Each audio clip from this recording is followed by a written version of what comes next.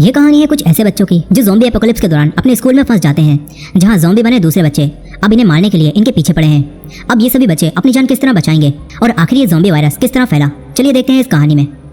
तो कहानी की शुरुआत में हम एक लड़के जिंसू को देखते हैं, जिसे उसके स्कूल के बुली गैंग के लड़के मार रहे थे। वो बुली गैंग के लड़के जिंसू को काफी बुरी तरह से मारते हैं। तभी जिंसू को कुछ होने लगता है, वो एक ज़ॉम्बी जैसा बिहेव करता है। जिंसू उन लड़कों से फाइट बैक भी करता है, मगर इसी लड़ाई के दौरान जिंसू छत से नीचे गिर जाता है। अब जिंसू हॉस्पिटल हमला कर देता है। मिस्टर ली अपने आप को बचाकर एक बुक उठाते हैं और उससे अपने ही बेटे को मार देते हैं। मिस्टर ली जिंसू को एक सूटकेस में डालकर कहीं ले जाने लगते हैं। तभी जिंसू का हाथ सूटकेस से बाहर आता है और मिस्टर ली देखते हैं कि जिंसू अभी भी मरा नहीं है बल्कि जिंदा है। अब यहाँ से सीन शिफ्ट होता है और हम कुछ दिनों बाद योसन हाई स्कूल को देखते हैं। यहाँ जिंसू के डैड यानी कि मिस्टर ली एक टीचर की जॉब करते हैं। यहीं सभी स्टूडेंट्स अपनी एक्टिविटीज में लगे हुए थे और काफी खुश थे। फिर हम एक लड़की योंजो को देखते हैं जो कि सोकर उठती है। योंजो को साइंस लैब से कुछ आवाजें सुनाई देती हैं। योंजो लैब के अंदर जाती है तो यहाँ उसे एक चूहा दिखता है। योंजो चूहे को क्यूट समझकर अपनी उंगली उसके पास ले जाती है, लेकिन शायद इस चूहे यहाँ मिस्टर ली आ जाते हैं। मिस्टर ली देखते हैं कि इस चूहे ने योंजो के काट लिया है और ये जानकर मिस्टर ली तुरंत ही योंजो को पकड़ लेते हैं और उसका मुंह बांधकर उसे साइंस लैब में बंद कर देते हैं। फिर हम कुछ और स्टूडेंट्स को देखते हैं, जिनमें एक चियोंगसान और उसका दोस्त ग्योंगसू होते हैं। चियोंगसान के पास उसकी दोस्त ओंजो आती है, जिसके साथ उसकी बेस्ट फ्रेंड इसाक भी होती है। यहाँ से ये चारों मिलकर चियोंगसान की मॉम के रेस्टोरेंट में जाते हैं, जहाँ वो सब चिकन खाते हुए मिस्टर ली की बातें करते हैं। जैसे कि जब से मिस्टर ली का बेटा जिंसू मिसिंग हुआ है तो तब से ही मिस्टर ली काफी अजीब बिहेव करने लगे हैं और उनके पास से कप को मारने लगते हैं। फिर ये सब उसी लड़की की एक न्यूड वीडियो भी बना लेते हैं। तभी यहाँ सुयोक आ जाता है। सुयोक उन दोनों को इन लड़कों से बचाकर यहाँ से ले जाने लगता है, लेकिन बुली गैंग का एक लड़का जिसका नाम गुइनाम होता है, वो उस लड़की को उसकी वही न्यूड वीडियो उसकी मॉम को सेंड करने की धमकी देता है और उन दोनों को वापस आने के लिए कहता है। यहाँ मजबूरन उस लड़की को यहीं रुकना पड़ता है।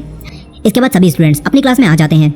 फिर इनकी टीचर मिस पार्क क्लास में आती हैं और सभी स्टूडेंट्स से पूछती हैं कि क्या किसी ने योंजो को कहीं देखा है, क्योंकि वो कल से घर नहीं पहुंची है। यहाँ एक लड़का टीचर को बताता है कि उन्होंने साइंस लैब साफ करते वक्त आखिरी बार योंजो को वहीं देखा था। अब ये जानकर मिस आपको उसके बारे में कुछ पता है, लेकिन मिस्टर ली कहते हैं कि वो इस बारे में कुछ भी नहीं जानते और उन्होंने उस लड़की को नहीं देखा। मिस पार्क यहाँ से चली जाती हैं। मिस्टर ली लैब के अंदर आते हैं, जहाँ योंजो बंदी होती है। योंजो भी धीरे धीरे जिंसू की तरह ज़ॉम्बी बन रही थी। मिस्टर ली अपने लैपटॉप में अपनी वीडियो रिकॉर्ड करते हुए इस सब उसके अंदर कुछ दवाई इंजेक्ट करते हैं। अब थोड़ी देर बाद जब मिस पार्क अपनी क्लास में पढ़ा रही थी तो इसी दौरान योंजो छूट जाती है।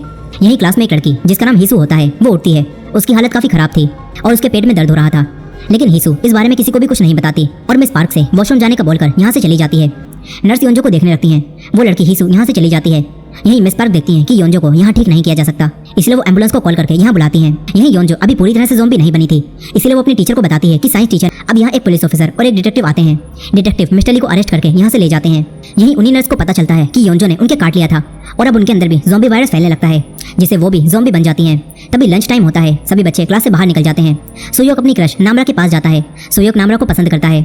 सुयोक नामरा से स्कूल के बाद योंजो से मिलने चलने के लिए पूछता है ताकि वो नामरा के साथ बाहर जा सके, लेकिन नामरा उसके साथ जाने से मना कर देती है और यहाँ से चली जाती है। वहीं उस बुली गैंग के दो लड़के नर्स के रूम के बाहर से गुजरते हैं और उन्हें देखकर उनकी वीडियो बनाने लगते हैं। नर्स एक लड़के के काट लेती हैं। ये देखकर सभी लोग यहाँ से भागते हैं। नर्स भी उन सबके पीछे पड़ जाती हैं। इधर ये लड़का भी नर्स के काटने के बाद ज़ॉम्बी बन जाता है। वो दूसरे लड़कों को भी काटने लगता है। देखते ही देखते सारे बच्चे ज़ॉम्बी बन जाते हैं। इधर वही लड़की उंजी जिसकी बुली गैंग ने न्यूड वीडियो बनाई थी, वो स्कूल की छत पर खड़ी हुई थी और सुसाइड करने के बारे में सोच रही थी। उसे ज़ॉम्बी से बचाकर ले जाता है। वहीं ओंजो और चियोंगसान कैफेटेरिया में होते हैं। यहाँ ओंजो चियोंगसान को बता देती है कि उसने सुयो को बता दिया है कि वो उसे पसंद करती है। ये सुनकर चियोंगसान का दिल टूट जाता है, लेकिन वो ओंजो को ये सब पता नहीं लगने देता। तभी कैफेटेरिया में भी कई सारे ज़ॉम्बीज आ जाते हैं, जिससे यहाँ पर भगदड़ मच जाती है। किसी को भी कुछ भी समझ नहीं आता कि ये सब क्या चल रहा है। तभी ओंजो गिर जाती है और एक ज़ॉम्बी उसे मारने आता है, मगर चियोंगसान यहाँ आकर उसे बचा लेता है। कैफेटेरिया में ज़ॉम्बीज बच्चों को लगातार काटकर ज़ॉम्बी बना रहे थे। चियोंगसान किसी तरह कुछ और बच्चों के साथ मिलकर ओंजो को यहाँ से बाहर निकालकर यहाँ से ले जाने लगता है। यही उसी बुली गैंग का एक लड़का गुइनाम ज़ॉम्बीज को मारकर अपनी जान बचा रहा था। अब वो एक जगह पर आकर छुप जाता है। इधर ओंजो और चियोंगसान कैफेटेरिया से बाहर आ गए थे, लेकिन पूरे स्कूल में ज़ॉम्बीज फैल चुके थे, इसीलिए दोनों अपनी जान बचाकर भागते हैं। तभी एक आदमी गाड़ी लेकर आता है, लेकिन वो भी ज़ॉम्बी बन चुका था, इसलिए उसकी गाड़ी यहाँ टकरा जाती है। चियोंगसान ये देखकर ओंजो के साथ ऊपर चढ़ता है और ये दोनों बिल्डिंग के ऊपर आ जाते हैं, लेकिन बिल्डिंग के अंदर भी ज़ॉम्बीज आ चुके थे। एक ज़ॉम्बी चियोंगसान को पकड़ लेता है। तभी ओंजो फायर एक्सटिंग्विशर से उस ज़ॉम्बी को रोकती है। ये दोनों यहाँ से भाग जाते हैं। ये दोनों अपनी क्लास में आ जाते हैं, जहाँ इनके बाकी दोस्त भी ज़ॉम्बी से बचकर छुपे हुए थे। अब ये सब अपने आप को क्लास में लॉक कर लेते हैं। बाहर सुयोक नामरा के साथ ज़ॉम्बी से बचकर भाग रहा था। तभी इन दोनों को एक सीढ़ी दिखती है। नामरा और सुयोक भी उस सीढ़ी की मदद से अपनी क्लास में अपने दोस्तों के पास आ जाते हैं। यहाँ ये सब समझ जाते हैं कि स्कूल में ज़ॉम्बी वायरस फैल चुका है। अब इसके बाद हम फिर से योंजो को देखते हैं, जो कि हॉस्पिटल पहुंच चुकी थी, लेकिन योंजो को अभी यहाँ होश नहीं आया था। वहीं वो डिटेक्टिव मिस्टर ली से पुलिस स्टेशन में पूछताछ कर रहे थे। यहाँ डिटेक्टिव को पता चलता है कि मिस्टर ली ने बायोलॉजी में पीएचडी कर रखी है और वो पहले दवाई कंपनी में रिसर्चर थे, लेकिन फिर मिस्टर ली ने उस जॉब को छोड़ दिया और टीचर बन गए। यहाँ मिस्टर ली बताते हैं कि जब स्कूल के बच्चे उनके बेटे जिंसू को परेशान करते थे तो उन्होंने अपने बेटे को ताकतवर बनाने के लिए एक चूहे पर एक्सपेरिमेंट किया। उन्होंने एक चूहे को एक बिल्ली के साथ रखा, जहाँ बिल्ली रोज चूहे को मारती थी, लेकिन फिर एक दिन चूहे ने अपने लिए फाइट बैक की और फिर चूहा बिल्ली को मारने लगा। इसके बाद मिस्टर ली ने उस चूहे के अंदर से उसके हार्मोन निकाल लिए और उसे एक दवाई बनाकर अपने बेटे के अंदर इंजेक्ट की, लेकिन इससे उनका बेटा एक ज़ॉम्बी बन गया। अब डिटेक्टिव ये सब जानकर चौंक जाता है। वहीं हॉस्पिटल में योंजो का होश आ जाता है। योंजो यहाँ डॉक्टर्स को काटने लगती है। सभी लोग यहाँ से अपनी जान बचाकर भागते हैं। इधर वही लड़की हीसू अपनी परेशानी से जूझती हुई कहीं जा रही थी, तभी वो एक गाड़ी से टकराने से बाल बाल बचती है। इस गाड़ी के अंदर योसान हाई स्कूल के एथलीट बच्चे थे जो कंपटीशन के लिए बाहर गए थे, लेकिन अब जब वो स्कूल में वापस आते हैं तो यहाँ उन्हें चारों तरफ ज़ॉम्बीज मिलते हैं। इधर चियोंगसान और बाकी सभी अपनी जान बचाकर क्लास में छुपे हुए थे। तभी ये सब फोन को ढूंढते हैं और इमरजेंसी नंबर पर कॉल करके उन्हें बताते हैं कि यहाँ ज़ॉम्बी वायरस फैल चुका है, जिससे सभी लोग ज़ॉम्बी बनकर दूसरे लोगों को मार रहे हैं और हम यहाँ फंस चुके हैं। लेकिन इमरजेंसी कॉल डिपार्टमेंट वाले सोचते हैं कि बच्चे इनके साथ कोई मजाक कर रहे हैं, मगर थोड़ी ही देर में इनके पास हॉस्पिटल से और दूसरी जगहों से भी ज़ॉम्बीज की खबर आने लगती है, जिससे ये सब तुरंत एक्शन में आ जाते हैं। इधर काफी देर होने के बाद भी जब ये सब देखते हैं कि इन्हें बचाने कोई नहीं आया, तो ये सब समझ जाते हैं कि उन लोगों ने इनकी बातों पर विश्वास नहीं किया होगा। इसीलिए अब ओंजो फायर डिपार्टमेंट में कॉल करके अपने डैड को यहाँ आने के लिए कहती है, क्योंकि योंजो के डैड एक फायर फाइटर थे। यहाँ योंजो के डैड भी अपनी रेस्क्यू टीम के साथ दूसरे लोगों को बचाने निकल जाते हैं। वहीं सारे बच्चे काफी डरे हुए थे। तभी इनके एक टीचर भागते हुए इनकी क्लास में आ जाते हैं। ये सारे बच्चे अपने टीचर को सही समझकर क्लास में रुकने देते हैं, लेकिन तभी ये सब देखते हैं कि इनके भी एक ज़ॉम्बी ने काट लिया है। ये सब समझ जाते हैं कि इनके टीचर भी अब ज़ॉम्बी बन जाएंगे। एक लड़की टीचर से कहती है कि यहाँ से बाहर चले जाओ, लेकिन वो बाहर नहीं जाते और फिर वो टीचर भी ज़ॉम्बी बनकर उस लड़की को काट लेते हैं। ये देखकर एक लड़का उसे बचाता है। चियोंगसान एक डेस्क से उन टीचर को रोकता है। इधर वो लड़की जिसके टीचर ने काट लिया था वो काफी डर जाती है, क्योंकि अब वो भी ज़ॉम्बी बनने वाली थी। वो लड़की अपनी दोस्त नायोन के पास जाती है, मगर नायोन उसके लात मारकर उसे दूर कर देती है। तभी वो लड़की भी ज़ॉम्बी बनने लगती है। ये देखकर ये सब लोग तुरंत इस क्लास से बाहर भागते हैं। तभी इनके सामने और भी ज़ॉम्बीज आने लगते हैं। ये सभी बच्चे उन ज़ॉम्बीज से फाइट करते हैं और क्लास की विंडो और गेट तोड़कर ज़ॉम्बीज को रोकते हुए आगे बढ़ते हैं। ये सब ऊपर की तरफ भागते हैं और ज़ॉम्बीज से लड़ते हुए ऊपर पहुंच जाते हैं। तभी सुयोक ज़ॉम्बी से फाइट करते करते नीचे गिर जाता है, लेकिन सुयोक चियोंगसान से कहता है कि मैं इन्हें संभाल लूंगा, तुम जाकर बाकी सबको बचाओ। चियोंगसान बाकी सबके पास चला जाता है। यहाँ इन सभी लोगों पर ज़ॉम्बीज दोनों तरफ से हमला कर देते हैं। ये लोग ज़ॉम्बी को रोकते हैं। ओंजो तुरंत ही एक रूम का लॉक तोड़ती है और फिर ये सभी लोग उस रूम में आ जाते हैं, मगर ओंजो देखती है कि उससे फोन बाहर ही गिर चुका है। अब यहाँ इस रूम में फ्रस्ट्रेशन की वजह से नायोन और ग्योंगसू के बीच लड़ाई होने लगती है। तभी सभी लोग उन्हें रोकते हैं। यहाँ ओंजो देखती है कि सुयोक बाहर ही रह चुका है। ये देखकर ओंजो सुयोक के लिए परेशान होने लगती है। इधर उंजी अपने दोस्त के साथ बिल्डिंग की छत पर रुकी हुई थी। उंजी अभी भी उन्हीं बुली गैंग के बारे में सोच रही थी। वो चाहती थी कि सभी लोग मर जाएं। यहीं बुली गैंग का एक साथी अभी कैफेटेरिया में छुपा हुआ था और वो ज़ॉम्बी से बचने के लिए उसके साथ छुपी हुई एक लड़की को बाहर फेंक देता है, जिससे ज़ॉम्बीज उस लड़की को खा जाते हैं। इधर वॉशरूम में हम कुछ और मेन कैरेक्टर को देखते हैं, जिनमें एक लड़का दो लड़कियों के साथ छुपा हुआ था। तभी मिंजी नाम की एक लड़की देखती है कि उनके साथ की दूसरी लड़की को भी ज़ॉम्बी ने काट लिया है और वो भी ज़ॉम्बी बन रही है। इसीलिए मिंजी उसे वॉशरूम में लॉक कर देती है। इधर इन सभी बच्चों की टीचर मिस पार्क किसी तरह ज़ॉम्बी से बचकर अनाउंसमेंट रूम में जाती हैं। वहीं वॉशरूम में वो लड़की ज़ॉम्बी बन चुकी थी। तभी वो लड़का और मिंजी मिलकर उस लड़की पर हमला कर देते हैं, लेकिन वो लड़की तब भी नहीं मरती। तभी उन्हीं एथलीट में से एक लड़का और एक लड़की यहाँ आकर अपने तीर से उस ज़ॉम्बी को मार देते हैं। यहाँ ये तीरंदाज लड़की हारी अपने भाई को ज़ॉम्बी से बचाने आई हुई थी। अब यहाँ मिस पार्क अनाउंसमेंट रूम से अनाउंसमेंट करके सभी बच्चों को बताती हैं कि हमारे स्कूल में हालात बद से बदतर हो रहे हैं, इसलिए तुम जहाँ कहीं भी हो अपनी जान बचाकर छुप जाओ और हो सके तो स्कूल से भाग जाओ। सभी बचे हुए बच्चे मिस पार्क के इस अनाउंसमेंट को सुन लेते हैं। यही ओंजो सुयोक के लिए काफी परेशान थी। तभी उसकी दोस्त ईसाक उसके पास आकर उससे कहती है कि सुयोक बिल्कुल ठीक होगा। अब तभी ओंजो देखती है कि ईसाक के हाथ काफी ठंडे हो रहे हैं। यहाँ ये सारे बच्चे समझ जाते हैं कि ईसाक को भी किसी ज़ॉम्बी ने काट लिया है। फिर ईसाक की नाक से खून बहने लगता है और देखते ही देखते ईसाक भी एक ज़ॉम्बी बनने लगती है। ये देखकर चियोंगसान ओंजो को ईसाक से दूर करता है। फिर ईसाक भी एक ज़ॉम्बी बन जाती है। वो चियोंगसान पर हमला कर देती है। चियोंगसान उसे धक्का देकर यहाँ से बाहर गिराता है, मगर ओंजो उसे पकड़ लेती है। ओंजो अपनी बेस्ट फ्रेंड को खोना नहीं चाहती थी। उसे ईसाक के साथ बिताए उसके सारे अच्छे पल याद आ रहे थे, लेकिन चियोंगसान ईसाक को मारकर उसे नीचे गिरा देता है। ओंजो को काफी दुख होता है और वो रोने लगती है। वहीं दूसरी तरफ हम सुयोक को देखते हैं, जो कि अब भी जिंदा था। वो ज़ॉम्बी से एक रूम में छुपा हुआ था। यहीं चियोंगसान और बाकी सब जिस रूम में थे, यहाँ ज़ॉम्बीज अंदर आने की कोशिश कर रहे थे। इसीलिए अब ये सब लोग यहाँ से बाहर निकलने के बारे में सोचते हैं। चियोंगसान को बाहर एक वाटर होज मिलती है। ये सब उसकी मदद से नीचे अनाउंसमेंट रूम में जाने लगते हैं, जहाँ इनकी टीचर मिस पार्क भी छुपी हुई थी। अब एक एक करके ये सभी लोग उस रूम में पहुंच जाते हैं। यहाँ ओंजो अपनी दोस्त को खोने के बाद एक तरफ दुखी होकर बैठी हुई थी। यही नामरा इस रूम में सुयोक के लिए एक मैसेज छोड़ती है कि हम सब अनाउंसमेंट रूम में हैं। अब इसके बाद नामरा भी नीचे चली जाती है। यहाँ चियोंगसान और ओंजो ही बचते हैं। चियोंगसान ओंजो को समझाता है कि उसे खुद को संभालना होगा। इसके बाद ओंजो भी नीचे चली जाती है। वहीं सुयोक को उस रूम में ज़ॉम्बीज देख लेते हैं। सुयोक खिड़की से बाहर जाकर दूसरी तरफ चला जाता है। इधर ज़ॉम्बीज उस रूम में आ गए थे। वो चियोंगसान पर हमला कर देते हैं। चियोंगसान वाटर होज को पकड़कर लटक जाता है, जिससे सारे ज़ॉम्बीज नीचे गिर जाते हैं, लेकिन एक ज़ॉम्बी चियोंगसान को पकड़ लेता है। यही सुयोक चियोंगसान को देख लेता है। वो चियोंगसान को बचाने के लिए नीचे कूदकर होज को पकड़ लेता है। सुयोक नीचे जाकर उस ज़ॉम्बी को मारता है और नीचे गिरा देता है, जिससे ये दोनों बच जाते हैं। अब ये सभी लोग अनाउंसमेंट रूम में आ जाते हैं, मगर यहाँ फिर से नायोन और ग्योंगसू के बीच लड़ाई होने लगती है। तभी मिस पार्क दोनों को शांत कराती हैं। इसके बाद ये सब यहाँ के कंप्यूटर को ऑन करते हैं, ताकि ये सब जान सकें कि बाहर की हालत क्या है। वहीं दूसरी तरफ हम उसी लड़की हीसू को देखते हैं, जो कि एक वॉशरूम में होती है। यहाँ वो एक बच्चे को जन्म देती है, यानी कि हीसू प्रेग्नेंट थी और इसी वजह से वो अजीब सा बिहेव कर रही थी। अब हीसू उस बच्चे को वहीं छोड़कर बाहर चली जाती है। तभी एक पुलिस ऑफिसर की गाड़ी दूसरी गाड़ी से टकराती है, जिससे हिसू मरने से बाल बाल बचती है। अब पुलिस ऑफिसर की गाड़ी में से ज़ॉम्बीज बाहर निकलते हैं, जो कि यहाँ मौजूद लोगों को काटने लगते हैं। एक आदमी इन सब की वीडियो बनाता है, तभी ज़ॉम्बीज उसके पीछे भी पड़ जाते हैं। यहीं हिसू ये सब देखकर वापस आती है और अपने बच्चे को बचाकर यहाँ से भागने लगती है। इधर अनाउंसमेंट रूम में ये सब फेसबुक खोलते हैं, जहाँ इन्हें यही वीडियो मिलती है, जिससे ये सब समझ जाते हैं कि बाहर भी लोग ज़ॉम्बी बन चुके हैं। अब तभी वाटर होज खिड़की से टकराता है और खिड़की का ग्लास टूट जाता है। फिर एक ज़ॉम्बी उसे लटक कर अंदर आने की कोशिश करती है, तभी च्योंगसान उसे रोकता है। सुयोक च्योंगसान से एक डंडा लेकर उस ज़ॉम्बी के अंदर घुसा देता है, लेकिन तभी वो ज़ॉम्बी नहीं मरती। तभी ग्योंगसू यहाँ रखे पीछे को उठाकर उसके मारता है, जिससे वो ज़ॉम्बी नीचे गिर जाती है। ये सब बच तो जाते हैं, मगर नायोन देखती है कि ग्योंगसू की नाक से खून बह रहा है। अब इसके बाद हम ओंजो के डैड को देखते हैं, जो कि हाई प्रोफाइल पॉलिटिशियन को रेस्क्यू करने आए हुए थे। यहाँ पॉलिटिशियन का एक साथी भी ज़ॉम्बी बन चुका था, इसीलिए ये सब लोग उसे चेयर से बांध देते हैं। वहीं नायोन सबसे कहती है कि इसके हाथ पर भी ज़ॉम्बी ने काट लिया है, इसीलिए ये ज़ॉम्बी बन जाएगा। लेकिन ग्योंगसू सबसे कहता है कि मुझे किसी ज़ॉम्बी ने नहीं काटा, ये बस खरोच का निशान है। सभी लोग उस खरोच के निशान को देखकर ये समझ जाते हैं कि ग्योंगसू को किसी ज़ॉम्बी ने नहीं काटा है। लेकिन नायोन नहीं मानती। वो कहती है कि इसाक के ज़ॉम्बी बनने से पहले भी उसकी नाक से खून बह रहा था और इसकी नाक से भी खून बह रहा है, इसीलिए अब ग्योंगसू भी ज़ॉम्बी बन जाएगा। यहाँ नायोन सबसे बहस करने लगती है, तभी मिस पार्क सबको शांत कराती हैं। फिर वो ग्योंगसू से कहती हैं कि तुम थोड़ी देर जाकर रिकॉर्डिंग रूम में बैठ जाओ, जब कुछ समय बाद भी तुम ज़ॉम्बी नहीं बनोगे तो सबका शक दूर हो जाएगा। ग्योंगसू मान जाता है और रिकॉर्डिंग रूम में जाकर लॉक हो जाता है। इधर ग्वेनाम अब कैफेटेरिया से बाहर निकलकर भागता है, लेकिन कई सारे ज़ॉम्बीज उस पर हमला कर देते हैं। ग्वेनाम उनसे फाइट करता है और एक चाकू उठाकर उन्हें मारने लगता है। इसके बाद हम च्योंगसान की मॉम को देखते हैं, जो कि अपने रेस्टोरेंट में थी। तभी वो न्यूज़ में देखती हैं कि योसान में ज़ॉम्बी वायरस फैल रहा है, जिससे लोग ज़ॉम्बी बन रहे हैं। ये खबर सुनकर च्योंगसान की मॉम तुरंत ही च्योंगसान को कॉल करती हैं, लेकिन च्योंगसान के पास उसका फ़ोन नहीं था, जिससे च्योंगसान की मॉम काफ़ी घबरा जाती हैं। वो तुरंत ही स्कूल की तरफ च्योंगसान को बचाने जाने लगती हैं।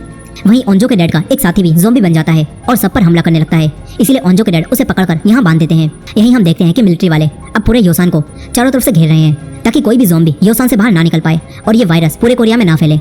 इसी दौरान मिलिट्री ऑफिसर्स को ज़ॉम्बी देख लेते हैं, ज़ॉम्बी इन पर हमला करते हैं, लेकिन मिलिट्री ऑफिसर्स उन्हें वहीं रोक लेते हैं। इधर मिंजी और हारी अपने दोस्तों के साथ वॉशरूम में छुपी हुई थी, लेकिन अब ये चारों भी यहाँ से बाहर निकलने का फैसला करते हैं। वहीं अनाउंसमेंट रूम में आधा घंटा बीत चुका था, लेकिन ग्योंगसू अब तक कोई ज़ॉम्बी नहीं बना था। ये देखकर मिस पार्क ग्योंगसू को बाहर आने के लिए कहती हैं, लेकिन अब ग्योंगसू बाहर नहीं आता। तभी बाकी सभी लोग उसी लड़की नायोन से कहते हैं कि अब तुम्हें अंदर जाकर उससे माफी मांगनी चाहिए। मिस पार्क भी नायोन को अंदर जाने के लिए कहती हैं। इसके बाद नायोन अंदर जाकर ग्योंगसू के पास आती है और उससे बात करती है। नायोन अपने रुमाल से ग्योंगसू की चोट साफ करती है, लेकिन नायोन ग्योंगसू से माफी नहीं मांगती और फिर से उससे बदतमीजी से बात करती है, जिससे ग्योंगसू को काफी गुस्सा आ जाता है। नायोन बाहर आती है और ग्योंगसू भी गुस्से में उसके पीछे बाहर आ जाता है, लेकिन सभी लोग ग्योंगसू को रोककर उसे शांत कराते हैं। यहाँ सभी लोग नायोन को बुरा कह रहे थे, लेकिन नायोन सबसे कहती है कि मैं सही थी, वो देखो ग्योंगसू ज़ॉम्बी बन रहा है। और तभी ये सब ग्योंगसू को देखते हैं, जो कि सच में अब ज़ॉम्बी बनने लगा था। सभी लोग उससे डरकर पीछे हटने लगते हैं। च्योंगसान ये सब देखकर काफी हैरान था। उसका दोस्त भी अब एक ज़ॉम्बी बन रहा था। ग्योंगसू समझ चुका था कि वो ज़ॉम्बी बन रहा है, इसलिए वो रोने लगता है। उसे समझ नहीं आता कि वो क्या करे। मिस पार्क उसे कहती है कि तुम वापस रिकॉर्डिंग रूम में जाकर बैठ जाओ, लेकिन नायोन कहती है कि इसे बाहर निकाल दो। अब यहाँ ग्योंगसू खुद ही बाहर जाने लगता है, क्योंकि वो अपने दोस्तों को चोट नहीं पहुंचाना चाहता था, लेकिन वो बाहर नहीं जा पाता और पूरी तरह से ज़ॉम्बी बनकर इन सब पर हमला कर देता है। ये देखकर च्योंगसान खिड़की के पास जाकर बैठता है और उसे अपनी तरफ बुलाता है। इसके बाद च्योंगसान बीच में से हटकर उसे खिड़की से नीचे गिरा देता है। ग्योंगसू नीचे गिरकर बाकी सभी ज़ॉम्बीज के साथ भागने लगता है। यहाँ च्योंगसान अपने दोस्त को खोने की वजह से काफी दुखी हो जाता है। इधर वही लड़की हिसू अपने बच्चे को लेकर च्योंगसान की मॉम के रेस्टोरेंट में आकर छुपती है, लेकिन उसे भी एक ज़ॉम्बी ने काट लिया था, इसलिए वो अपने बच्चे को एक जगह रखकर खुद को रस्सी से बांध लेती है, ताकि जब वो ज़ॉम्बी बन जाए तो वो अपने बच्चे को चोट ना पहुंचा पाए। इसके बाद हिसू भी एक ज़ॉम्बी बन जाती है। वहीं दूसरी तरफ ओंजो के डैड उन्हीं पॉलिटिशियन के साथ थे। वो उन पॉलिटिशियन को बताते हैं कि मैंने रेस्क्यू टीम को बता दिया है कि हम यहाँ पर फंसे हुए हैं और रेस्क्यू टीम हमें बचाने यहाँ आने वाली है। यही ओंजो के डैड अपनी बेटी ओंजो के लिए काफी परेशान थे। वो ओंजो को कॉल भी करते हैं, लेकिन ओंजो के पास उसका फोन नहीं था, जिससे ओंजो के डैड की ओंजो से बात नहीं हो पाती और उन्हें और भी ज्यादा चिंता होने लगती है। इधर च्योंगसान और बाकी सभी दुखी होकर ग्योंगसू को याद कर रहे थे, क्योंकि ग्योंगसू काफी अच्छा लड़का था, लेकिन यहाँ नायोन फिर से उसे बुरा कहने लगती है। तभी नामरा को गुस्सा आता है। वो नायोन के पास जाकर उसे एक थप्पड़ मारती है और फिर सबको बताती है कि मैंने देखा था कि इसने अपने रुमाल पर ज़ॉम्बी का खून लगा लिया था और फिर ग्योंगसू की चोट साफ करने के बहाने इसने ज़ॉम्बी का खून ग्योंगसू की चोट पर लगा दिया, जिसके बाद ही वो इन्फेक्टेड होकर ज़ॉम्बी बन गया। नायोन कहती है कि मैंने ये सब नहीं किया, लेकिन ये सुनकर नामरा कहती है कि अगर तुमने ये सब नहीं किया तो अपनी चोट पर भी ये रुमाल लगाओ, लेकिन नायोन ऐसा नहीं करती, जिससे अब सब समझ जाते हैं कि नायोन ने ही ग्योंगसू को ज़ॉम्बी बनाया है। सभी लोग नायोन पर काफी गुस्सा होते हैं। इसके बाद नायोन भी खुद ही बाहर चली जाती है। नायोन भी रो रही थी, क्योंकि शुरू से अब तक कोई भी उसे पसंद नहीं करता था। अब यही मिस पार्क सारे बच्चों से कहती हैं कि कुछ भी हो जाए, लेकिन किसी के साथ दोबारा ऐसा मत करना। इसके बाद मिस पार्क नायोन को बचाने बाहर चली जाती हैं। नायोन की तरफ कई सारे ज़ॉम्बीज बढ़ रहे थे, तभी मिस पार्क यहाँ आकर नायोन को बचाकर ले जाती हैं। इधर ये सभी लोग दोबारा से परेशान हो जाते हैं, क्योंकि ये फिर से अकेले हो चुके हैं। तभी बाहर हेलीकॉप्टर आने लगते हैं और ये सीन यहीं कट हो जाता है। अब हम एक व्लॉगर को देखते हैं, जो कि योसान में छुपकर ज़ॉम्बीज को देखने और उनकी वीडियो बनाने आया था, लेकिन अब ज़ॉम्बीज उसके पीछे ही पड़ जाते हैं। ये व्लॉगर उनसे बचकर भागने लगता है। यहाँ च्योंगसान की मॉम भी किसी तरह ज़ॉम्बी से बचते हुए च्योंगसान के स्कूल पहुंच चुकी थी। यहाँ उन्हें ग्योंगसू दिखता है, लेकिन उन्हें नहीं पता था कि ग्योंगसू भी एक ज़ॉम्बी बन चुका है। च्योंगसान की मॉम ग्योंगसू के पास जाती हैं, लेकिन ग्योंगसू उन्हें पकड़ने लगता है। तभी और ज़ॉम्बीज यहाँ आकर उन्हें खाने लगते हैं। इसी दौरान हेलीकॉप्टर यहाँ आ जाते हैं, जिससे ज़ॉम्बीज उनकी आवाज सुनकर इन्हें छोड़कर दूसरी तरफ जाने लगते हैं। इधर कुछ देर बीतने के बाद ये सभी लोग बात करते हैं कि जरूर मिस पार्क और नायोन जिंदा होंगे, क्योंकि जब से वो दोनों बाहर गए हैं तो तब से ही कोई भी आवाज नहीं आई है। अगर ज़ॉम्बीज ने उन्हें काटा होता तो वो जरूर चीखते, लेकिन ऐसा नहीं हुआ। इसका मतलब है कि वो लोग जिंदा हैं। अब इसके बाद फिर से हम उंजी और उसके दोस्त को देखते हैं, जो कि अब भी स्कूल की छत पर रुके हुए थे। यहाँ कोई भी इन्हें बचाने नहीं आया था, इसलिए अब ये दोनों यहाँ बात करने लगते हैं कि इस पूरे स्कूल में आग लग जाए और ये पूरा स्कूल ही तबाह हो जाए, क्योंकि इन दोनों को पुलिस ने काफी परेशान किया था। अब इसके बाद हम फिर से ओंजो के डैड को देखते हैं। वो सबको बताते हैं कि हमें बचाने रेस्क्यू टीम यहाँ कल सुबह आएगी और कल सुबह हमें बिल्डिंग की छत पर जाना होगा। इसके बाद ओंजो के डैड पॉलिटिशियन से कहते हैं कि मेरी बेटी स्कूल में फंसी हुई है और मुझे उसे बचाने जाना होगा। लेकिन वो पॉलिटिशियन ओंजो के डैड से कहती हैं कि मेरे साथियों के परिवार वाले भी बाहर कहीं ना कहीं फंसे हुए हैं और वो भी उन्हें बचाने जाना चाहते हैं, लेकिन बाहर खतरा है, इसलिए मैंने किसी को भी बाहर नहीं जाने दिया। पॉलिटिशियन ओंजो के डैड को भी बाहर जाने से रोक देती है। यही गुइनाम कैफेटेरिया से बाहर आकर एक साइकिल लेता है और यहाँ से भागने लगता है, मगर साइकिल की चेन उतर जाती है। तभी वो दोबारा से बिल्डिंग के अंदर भागता है। वो एक रूम में आकर ज़ॉम्बीज को मारने लगता है। वहीं वो दोनों एथलीट उसी लड़की मिंजी और उसके दोस्त के साथ वॉशरूम में फंसे हुए थे। तभी यहाँ मिंजी और तीरंदाज लड़की हारी के बीच किसी बात को लेकर लड़ाई होने लगती है। दोनों एक दूसरे को मार रही थी। तभी दोनों लड़के उन्हें रोकते हैं। यही वो व्लॉगर जो योसान में ज़ॉम्बीज की वीडियो बनाने आया था। यहाँ ज़ॉम्बीज उसके पीछे पड़े हुए थे। वो छुपते हुए एक जगह पर आता है, लेकिन यहाँ बच्चे ज़ॉम्बी उसके पीछे पड़ जाते हैं। वो बच्चों से बचकर भागने लगता है। यहीं पुलिस स्टेशन में वो डिटेक्टिव ये सब देखकर मिस्टर ली से कहता है कि आज बाहर जो कुछ भी हो रहा है वो सब तुम्हारी वजह से हो रहा है। डिटेक्टिव मिस्टर ली से कहते हैं कि तुमने ये वायरस क्यों बनाया। इस पर मिस्टर ली डिटेक्टिव को बताते हैं कि स्कूल में बुलीज मेरे बेटे को काफी परेशान करते थे और स्कूल में शिकायत करने के बाद भी वो बच्चे नहीं रुके, यहाँ तक कि उनके बेटे ने बुली से डरकर सुसाइड करने की भी कोशिश की। और इस सब को देखते हुए ही मिस्टर ली ने अपने बेटे को ताकतवर बनाने के लिए ये वायरस बनाया। अब ये सब जानकर वो डिटेक्टिव मिस्टर ली पर भड़क जाता है। वो मिस्टर ली से कहता है कि तुम्हारी वजह से आज बाहर वो लोग भी मर रहे हैं जिनका कोई कसूर नहीं था और उनकी मौत के जिम्मेदार तुम हो। डिटेक्टिव मिस्टर ली से कहता है कि अगर तुम्हें पता है कि इसका क्या इलाज है तो हमें बताओ। डिटेक्टिव मिस्टर ली को अपने साथ बाहर ले जाने लगता है। तभी यहाँ भी ज़ॉम्बीज आ जाते हैं जो पुलिस ऑफिसर्स को काटकर ज़ॉम्बी बनाने लगते हैं। मिस्टर ली यहीं खड़े होकर इन्हें देख रहे थे। तभी एक ज़ॉम्बी डिटेक्टिव पर पीछे से हमला करता है, लेकिन मिस्टर ली उसे रोककर डिटेक्टिव को बचा लेते हैं। ये दोनों यहाँ से भागते हैं, लेकिन अब मिस्टर ली को भी उसी ज़ॉम्बी ने काट लिया था। यहाँ मिस्टर ली डिटेक्टिव से कहते हैं कि योसान स्कूल के साइंस लैब में मेरा लैपटॉप रखा हुआ है और इस वायरस से किस तरह डील करना है मैंने ये सारी इन्फॉर्मेशन उस लैपटॉप में स्टोर करके रखी हुई है, इसलिए तुम्हें स्कूल जाकर मेरा लैपटॉप लाना होगा। अब यहाँ और ज़ॉम्बीज आने लगते हैं। मिस्टर ली सारे ज़ॉम्बीज को रोकते हैं। डिटेक्टिव तुरंत ही पुलिस स्टेशन से बाहर आकर स्कूल की तरफ जाने लगते हैं। तभी इन्हें एक आदमी मिलता है। डिटेक्टिव उसकी जान बचाते हैं और फिर ये दोनों स्कूल की तरफ जाते हैं। यही मिस्टर ली भी अब एक ज़ॉम्बी बन चुके थे। अब इसके बाद सुबह हो जाती है। स्कूल में सभी बचे हुए लोग रेस्क्यू टीम के आने का इंतजार कर रहे थे, लेकिन कोई भी इन्हें बचाने नहीं आया था, इसलिए अब ये चारों यहाँ से निकलने लगते हैं। वही लड़की हरी सबसे कहती है कि हमें सबसे पहले ऊपर जाना होगा क्योंकि मेरा भाई ऊपर फंसा हुआ होगा। जिसके बाद ये चारों वॉशरूम से निकलकर आगे जाने लगते हैं। इधर ये सभी लोग अनाउंसमेंट रूम में बैठकर रेस्क्यू टीम के आने का इंतजार कर रहे थे, लेकिन अब ये सब सोचने लगते हैं कि इन्हें स्टाफ रूम में जाकर अपने फोन लाने चाहिए ताकि ये लोग मदद के लिए रेस्क्यू टीम को यहाँ बुला सकें। वहीं उंजी का दोस्त सुबह होने के बाद उसे बताता है कि बुली गैंग ने तुम्हारी न्यूड वीडियो सोशल मीडिया पर पोस्ट करके शेड्यूल पर लगा दी थी, जो कि आज सुबह 9 बजे पब्लिक होने वाली थी। उंजी का दोस्त उसे कहता है कि उसने मुझसे पैसे मांगे थे जो कि आज सुबह मैं उसे दे देता और वो वीडियो डिलीट कर देता, लेकिन इससे पहले ही ज़ॉम्बी वायरस फैल गया। अब ये सब जानकर उंजी काफी गुस्सा हो जाती है। वो अपने दोस्त से कहती है कि तुम मुझे ये सब अब बता रहे हो। यहाँ अब उंजी बुली गैंग का फोन लेने के लिए नीचे स्टाफ रूम की तरफ जाने लगती है। इधर च्योंगसान भी फोन लेने के लिए स्टाफ रूम में जाता है। सुयोग भी उसके पीछे जाता है। वो दोनों बिल्डिंग की खिड़कियों को पकड़ते हुए स्टाफ रूम की तरफ जा रहे थे। इधर उंजी भी भागती हुई स्टाफ रूम की तरफ आती है। तभी ज़ॉम्बीज उसे पकड़कर उसे खाने लगते हैं, लेकिन इस वक्त उंजी के अंदर जीने की चाहत ज्यादा थी। वो किसी भी तरह स्टाफ रूम में जाना चाहती थी। तभी अचानक से सारे ज़ॉम्बीज उसे छोड़ देते हैं। इसके बाद कोई भी ज़ॉम्बी उस पर हमला नहीं करता। फिर उंजी स्टाफ रूम में आकर सारे फोन तोड़ने लगती है ताकि उसकी न्यूड वीडियो पब्लिक ना हो पाए। यही उंजी भी एक ज़ॉम्बी बन रही थी, लेकिन वो खुद को ज़ॉम्बी बनने से रोक लेती है। तभी च्योंगसान और सुयोग भी यहाँ आ जाते हैं। वो छुपकर एक फोन उठाने की कोशिश करते हैं, लेकिन उंजी उन्हें देख लेती है। वो इन दोनों पर हमला करती है। सुयोग च्योंगसान को बचाता है। फिर ये दोनों यहाँ से भागते हैं। तभी च्योंगसान देखता है कि जो फोन उसने उठाया है वो टूटा हुआ है। च्योंगसान दूसरा फोन उठाता है। तभी कई सारे ज़ॉम्बीज अंदर आकर इन पर हमला कर देते हैं। च्योंगसान ज़ॉम्बी से बचते हुए बाहर चला जाता है और सुयोग वापस उसी रास्ते से भाग जाता है। यहीं गुइनाम सारे ज़ॉम्बीज को मारकर आराम से सो रहा था। तभी इनके प्रिंसिपल सामने आते हैं जो कि यहाँ छुपे हुए थे। प्रिंसिपल गुइनाम को अपनी कार की चाबी देते हैं और उसे कहते हैं कि मेरी कार पार्किंग में लगी हुई है, बाहर जाओ और मेरी कार को यहाँ ले आओ। लेकिन गुइनाम बाहर जाने से मना कर देता है। यहाँ प्रिंसिपल और गुइनाम के बीच बहस होने लगती है। वहीं दूसरी तरफ ओंजो के डैड पॉलिटिशियन और उनके साथियों के साथ अब बाहर निकलते हैं। ये सभी लोग ज़ॉम्बीज को पानी से रोकते हुए ऊपर की तरफ भागते हैं। तभी पॉलिटिशियन और उनके साथी देखते हैं कि छत पर जाने के दरवाजे पर ताला लगा हुआ है। ये लोग तुरंत ही ओंजो के डैड को ये सब बताते हैं। ओंजो के डैड का एक साथी ऊपर आता है। उसके पास कुछ टूल्स थे जिससे ये लोग उस लोग को तोड़ देते हैं। अब ये सभी लोग ज़ॉम्बी से बचकर छत पर पहुंच जाते हैं। इन्हें एक हेलीकॉप्टर दिखता है। ओंजो के डैड स्मोक की मदद से उन्हें सिग्नल भेजते हैं, जिसके बाद रेस्क्यू टीम इन्हें बचाने आने लगती है। इधर च्योंगसान भी ज़ॉम्बी से बचकर भाग रहा था। अब च्योंगसान भी उसी रूम में आ जाता है जहाँ गुइनाम प्रिंसिपल को मार रहा था। च्योंगसान गुइनाम को देखकर उसे ऐसा करने से रोकता है। गुइनाम प्रिंसिपल को मारने वाला था, लेकिन च्योंगसान उसकी वीडियो बनाने लगता है और च्योंगसान उसे ये वीडियो पुलिस को सेंड करने की धमकी देता है। लेकिन गुइनाम नहीं डरता। वो प्रिंसिपल को चाकू से मार देता है और चोंगसान से वो फोन मांगता है। चोंगसान बचता है। तभी चोंगसान और गुइनाम के बीच यहाँ फाइट होने लगती है, लेकिन चोंगसान उस फोन को उठाकर यहाँ से बाहर भाग जाता है, मगर गुइनाम भी उसके पीछे आने लगता है। इधर वो चारों ज़ॉम्बी से लड़ते हुए ऊपर आ चुके थे। हारी बाकी सबके साथ सेकंड फ्लोर पर अपने भाई को बचाने आई हुई थी, लेकिन हारी को उसका भाई यहाँ नहीं मिलता, इसीलिए अब ये सब यहाँ से भागते हैं। इसी दौरान हम बाहर के हालातों को देखते हैं, जहाँ लोग योसान के लोगों को अपने एरिया में आने से रोक रहे थे। बाहर कुछ लोग ज़ॉम्बीज की एक्टिंग करके पब्लिक एरियाज में लोगों को डरा भी रहे थे, इसलिए अब ये सब देखकर गवर्नमेंट तुरंत ही एक मीटिंग बुलाती है। वहीं दूसरी तरफ सोयोक अनाउंसमेंट रूम में पहुंचकर सबको बताता है कि चोंगसान और वो अलग हो गए थे। अब ये सभी लोग चोंगसान के लिए परेशान होने लगते हैं। वहीं चोंगसान गुइनाम से बचकर भागता हुआ एक लाइब्रेरी में आ जाता है, मगर यहाँ भी कई सारे ज़ॉम्बीज थे जो कि चोंगसान पर हमला कर देते हैं। गुइनाम भी अंदर आकर चोंगसान को पकड़ने लगता है। चोंगसान ज़ॉम्बी से बचते हुए गुइनाम से फाइट करता है। गुइनाम चोंगसान को पकड़कर ज़ॉम्बीज के पास फेंकने वाला था, तभी चोंगसान उसी फोन को गुइनाम की आंख पर मारता है, जिससे उसकी आंख काफी ज्यादा इंजर्ड हो जाती है। चोंगसान उसे नीचे गिरा देता है, जहाँ ज़ॉम्बीज उस पर हमला करके उसे खाने लगते हैं। ये देखकर चोंगसान यहाँ से भागता है। तभी ज़ॉम्बीज गुइनाम को छोड़कर उसके पीछे आने लगते हैं। चोंगसान ज़ॉम्बी से बचकर भागता हुआ पाइप के रास्तों से ऊपर जाने लगता है। तभी वही चारों लाइब्रेरी के पास से गुजरते हैं, लेकिन यहाँ उन्हें कोई भी नहीं मिलता। इसके बाद ये चारों मेडिकल रूम में आ जाते हैं। यहाँ इन्हें कंप्यूटर मिलता है, जिससे ये लोग मदद बुलाने की कोशिश करते हैं। वहीं दूसरी तरफ चोंगसान भी अब फोन से पुलिस को कॉल करता है, लेकिन इसी दौरान हम मार्शल लॉ कमांडर को देखते हैं, जो कि अब सबको बताते हैं कि योसान के बाहर कई सारी गलत अफवाहें फैल रही हैं, जिससे लोग डर रहे हैं। इसी वजह से अब योसान की सारी कम्युनिकेशन सर्विस को बंद कर दिया गया है, और इसी वजह से अब चोंगसान मदद के लिए रेस्क्यू टीम को कॉल नहीं कर पाता। इधर वो चारों भी फोन से मदद बुलाते हैं, लेकिन उनकी भी कॉल कनेक्ट नहीं होती। यहाँ अब चोंगसान को काफी गुस्सा आता है। वहीं अनाउंसमेंट रूम में ऑनजो अब चोंगसान के लिए काफी परेशान थी। तभी उसे आइडिया आता है। वो यहाँ बैठे एक लड़के जुयोंग से कहती है कि तुमने अपने साइंस क्लब में एक ड्रोन बनाया था ना, शायद हम उसकी मदद से चोंगसान को ढूंढ सकते हैं। सबको ये आइडिया काफी अच्छा लगता है। फिर ये सब लोग उसी होज की मदद से ऊपर जाकर ड्रोन को साइंस लैब से लेने जाते हैं।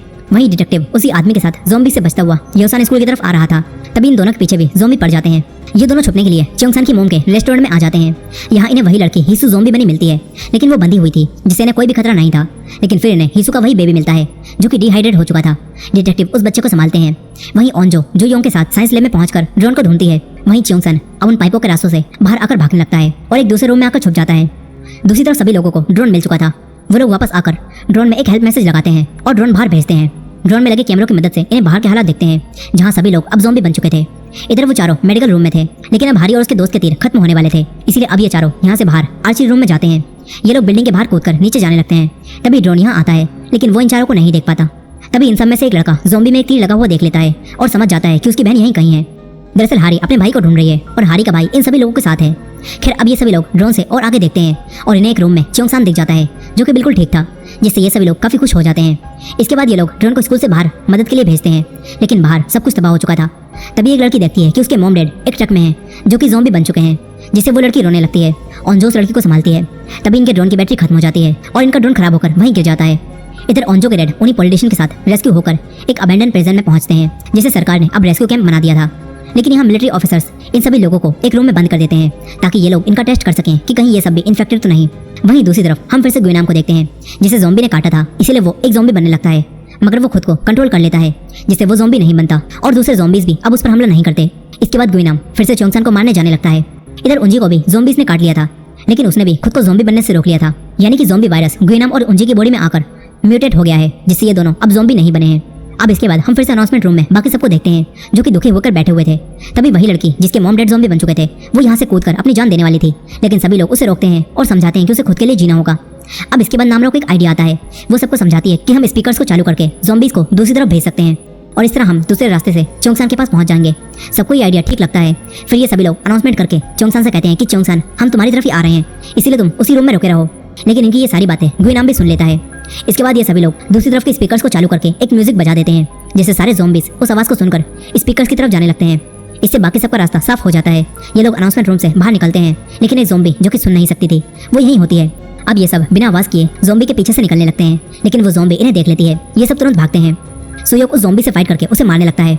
तभी गुइनाम यहाँ आकर उस ज़ॉम्बी को खत्म कर देता है।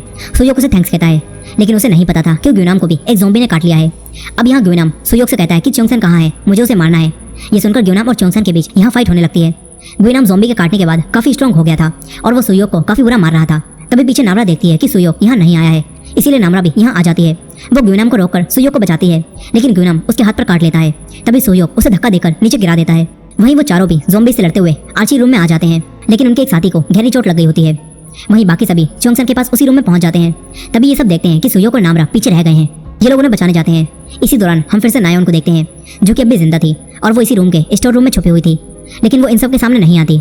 इधर ये सभी लोग सुयोक और नामरा के पास जाते हैं, लेकिन ज़ॉम्बीज़ उनके पीछे पड़े थे, इसीलिए ये सब लोग ज़ॉम्बी से बचते हुए वापस इसी रूम में आ जाते हैं। तभी एक लड़की नामरा के हाथ पर काटने के निशान को देखती है, जिससे ये सब लोग डर जाते हैं कि नामरा भी अब एक ज़ॉम्बी बन जाएगी। वहीं दूसरी तरफ ओंजो के डैड अभी पॉलिटिशियन के साथ रेस्क्यू कैंप में कैद थे, लेकिन ओंजो के डैड अपनी बेटी को बचाने जाना चाहते थे, मगर कोई भी उन्हें बाहर नहीं जाने देता। तभी कुछ मिलिट्री ऑफिसर्स इन्हें खाना देने आते हैं, लेकिन ओंजो के डैड अपने साथी के साथ मिलकर उन्हें मारकर बेहोश कर देते हैं और उनकी ड्रेस पहनकर यहाँ से बाहर जाने लगते हैं। वहीं चियोंग-सान अब नामरा को मारना चाहता था, तभी सोयोक उसे रोक देता है और उसे कहता है कि इसे किसी ज़ॉम्बी ने नहीं काटा, बल्कि इसे ग्युनाम ने काटा था। लेकिन चियोंग-सान कहता है कि ग्युनाम को भी मेरे सामने ज़ॉम्बीज़ ने काट लिया था। अब ये सुनकर नामरा कहती है कि अगर तुम सच कह रहे हो तो मैं भी एक ज़ॉम्बी बन जाऊंगी, इसलिए अब नामरा खुद ही बाहर जाने लगती है।